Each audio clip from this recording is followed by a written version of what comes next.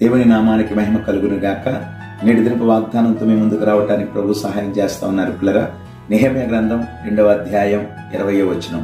దేవుడు తానే యత్నములను సఫలము చేయును. పిల్లరా, ఈ మాటను బట్టి మనం ధైర్యపరచబడదాం. అవును పిల్లరా, భక్తుడైనటువంటి నెహెమ్యా జీవితంలో తను చేసేటువంటి ప్రయత్నాలన్నింటిలో ఎన్నో ఆటంకాలు ఎదురయ్యాయి, ఎన్నో సమస్యలు ఎదురయ్యాయి, ఎన్నో ఇబ్బందులు ఎదురయ్యాయి.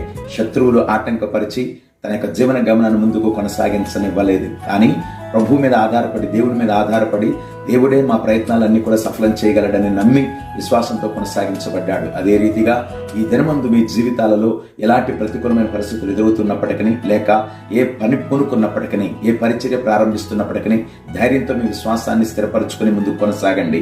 ఎందుకో తెలిసిన దేవుడు మన ప్రయత్నాలన్నింటినీ కూడా సఫలం చేయగలిగిన దేవుడు ఆయన. మార్గాలు తెరవగలిగిన దేవుడు ఆయన. ఆయన కృపచేత మనల్ని ధైర్యపరచగలిగిన దేవుడని ప్రభు పేరిట మీకు మనవి చేస్తూ నా మాటలు ముగిస్తున్న దేవుడు మిమ్మల్ని దీవించును గాక.